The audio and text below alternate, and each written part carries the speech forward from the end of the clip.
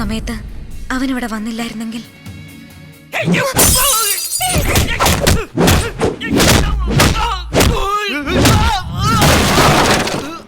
Who are you?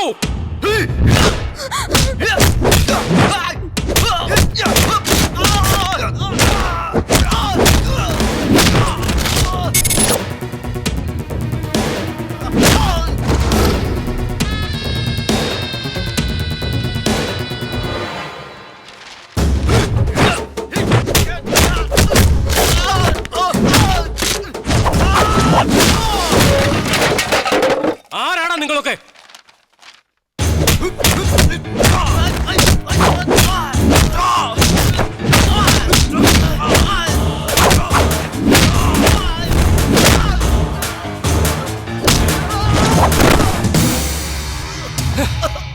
ആരാണ് നിങ്ങളൊക്കെ? എന്താ നിങ്ങൾക്ക് വേണ്ടത്?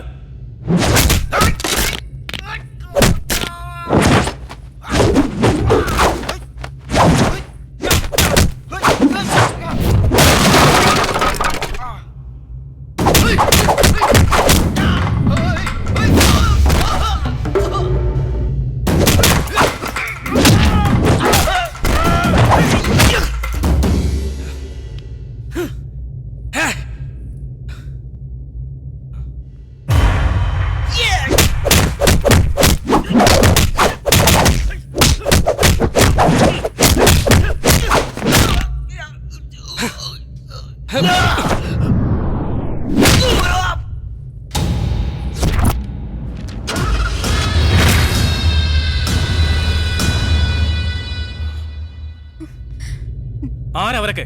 അവർ ശരിക്കും നിന്നെ തന്നെ എയിം ചെയ്തവിടെ വന്നത്? എനിക്കറിയില്ല സഞ്ജു. അവർ നിന്നെ കിഡ്നാപ്പ് ചെയ്യാൻ മാത്രം എന്തെങ്കിലും മിസ്റ്റേക്ക് നീ ഇവിടെ ചെയ്തിട്ടുണ്ടോ? ഞാൻ എന്ത് ചെയ്തു? എനിക്ക് അവരെ അറിയ പോലുമില്ല. എന്തെങ്കിലും ചെയ്തിട്ടുണ്ടോ എന്ന് ശരിക്കും ഒന്ന് ആലോചിച്ച് നോക്ക്. ഒരു മിനിറ്റ് ഞാൻ വരാൻ വൈകിരുന്നെങ്കിൽ എന്താകുമായിരുന്നു അവസ്ഥ?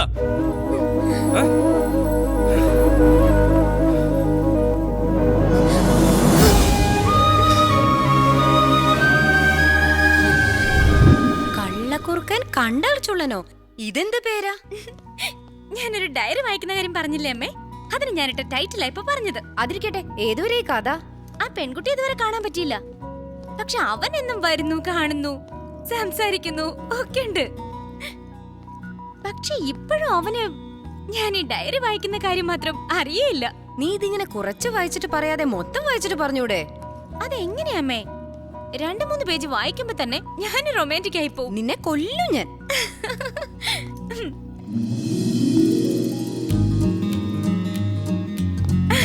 ഹലോ. എന്താ ഇവിടെ ഇങ്ങനെ തനിച്ചിരിക്കുന്നേ? ഇവിടെ ഇത്രയും പേരുള്ളപ്പോ എങ്ങനെയാ തനിച്ചാവുന്നത്? ഓ, ആർക്കെങ്കിലും വേണ്ടി വെയിറ്റ് ചെയ്യണോ? അങ്ങനെ ആരും വരാനില്ല. സഞ്ജു, എനിക്ക് ഗിറ്റാർ പഠിപ്പിച്ചേരോ? നോ. പ്ലീസ് ഒന്ന് പഠിപ്പിച്ചു തന്നൂടെ? നോ. നീ ആരെങ്കിലും ലവ് ചെയ്യുന്നുണ്ടോ? യാ. Tell me something.